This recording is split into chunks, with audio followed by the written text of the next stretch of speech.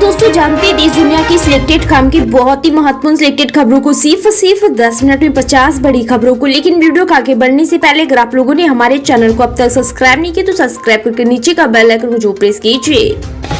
आम आदमी पार्टी आपके राष्ट्र संयोजक अरविंद केजरीवाल ने आरोप लगाया है कि 5 फरवरी को होने वाले दिल्ली विधानसभा चुनाव से पहले झुग्गी वासियों और आर्थिक रूप से कमजोर वर्गों को मताधिकार से वंचित करने की एक बड़ी साजिश रची जा रही है। दिल्ली में विधानसभा चुनाव के मद्देनजर सभी पार्टियों का प्रचार अभियान तेजी से जारी है। इसी बीच आम आदमी पार्टी आप ने बीजेपी पर बड़ा आरोप लगाते हुए कहा है कि प्रचार के दौरान नई दिल्ली विधानसभा क्षेत्र में उन्हीं की कैंपेन गाड़ी को तोड़ा गया है। तेलंगाना में कांग्रेस पार्टी इस समय आंतरिक अस्थिरता से जूझ रही है, क्योंकि इसी के 10 विधायकों ने राज्य में आगामी स्थानीय निकाय चुनावों से पहले एक गुप्त बैठक की, जिससे नेतृत्व में चिंता बढ़ गई है। लोकसभा में नेता प्रतिपक्ष कांग्रेस पार्टी के नेता राहुल गांधी और सांसद प्रियंका गांधी ने अयोध्या में दलित बच्ची के साथ हुई कथित दुष्कर्म और हत्या को हृदय विधायक और शर्मनाक बताया है। उत्तर प्रदेश के मुख्यमंत्री योगी आदित्यनाथ ने समाजवादी पार्टी एसपी पर जमकर हमला बोला है। उन्होंने सपा को सनातन विरोधी करार देते हुए कहा है कि इसे सिर्फ गाजी और पाजी ही प्यारे हैं।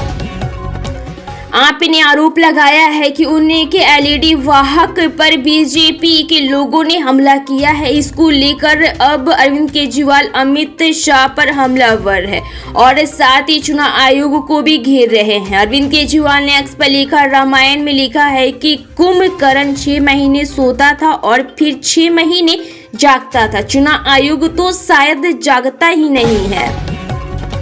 संजय सिंह ने बीजेपी कार्यकर्ताओं पर आप के प्रचार वाहन पर हमला करने के आरोप लगाए हैं। उन्होंने इसको लेकर एक वीडियो भी शेयर किया है। संजय सिंह ने कहा है कि अगर बीजेपी सत्ता में आ गई तो दिल्ली का क्या हाल कर देगी। प्रयागराज में महाकुंभ में मची भगदड़ के बाद यूपी सरकार विरोधियों की निशाने पर आ गई है। समाजवादी पार्टी के नेता और मुखिया अखिलेश यादव ने सरकार पर महाकुंभ में ठीक से व्यवस्था नहीं करने का आरोप लगाया है। वित्त मंत्री निर्मला सीतारमण ने कहा है कि प्रधानमंत्री नरेंद्र मोदी मिडिल क्लास को राहत देने के लिए टैक्स में कटौती के पक्ष में थे, लेकिन अधिकारियों के मनाने में थोड़ा समय। उत्तर प्रदेश के अयोध्या फौजाबाद के सांसद अवधेश प्रसाद को एक 22 वर्ष दलित महिला का नंगा शव उत्तर प्रदेश के अयोध्या शहर में उनके गांव के पास से एक सुनसान नहर में पाए जाने के बाद पत्रकारों के सामने रोते हुए देखा गया। दिल्ली की सीएम आतिशी ने बीजेपी पर आरोप लगाया है कि उनके कहने पर पुलिस वाले आप के कार्यकर्ताओं को प्रचार करने से रोक रहे हैं। आतिशी ने एक वीडियो भी शेयर किया। प्रधानमंत्री नरेंद्र मोदी ने कहा कि भारत और इंडोनेशिया के बीच रिश्ते सिर्फ भू राजनीतिक नहीं है, बल्कि हजारों साल पुरानी साझा सांस्कृतिक और इतिहास से पर आधारित है और दोनों देशों में विविधता में एकता की परंपरा है। आम आदमी पार्टी आप के सुप्रीमो और दिल्ली के पूर्व मुख्यमंत्री अरविंद केजरीवाल ने बीजेपी पर बड़ा आरोप लगाया। उन्होंने एक वीडियो मैसेज जारी कर कहा कि भाजपा फर्जी वोटिंग के जरिए दिल्ली का चुनाव जीतना चाहती है। हाल ही के बजट में वित्त मंत्री ने 12 लाख रुपए तक की आय पर कर छूट की घोषणा की। वरिष्ठ नागरिकों के लिए टीडीएस सीमा 1 लाख रुपए और किराए के लिए 6 लाख रुपए की गई। किसानों के क्रेडिट कार्ड की सीमा 5 लाख रुपए हुई। रेलवे को 2.55 लाख करोड़ रुपए आवंटित किए गए। दिल्ली विधानसभा चुनाव का प्रचार अब अपने अंतिम चरण पर प्रवेश कर चुका है। वोटिंग से ठीक 3 दिन पहले प्रधानमंत्री नरेंद्र मोदी ने आर.के. पुरम में एक जनसभा को संबोधित किया।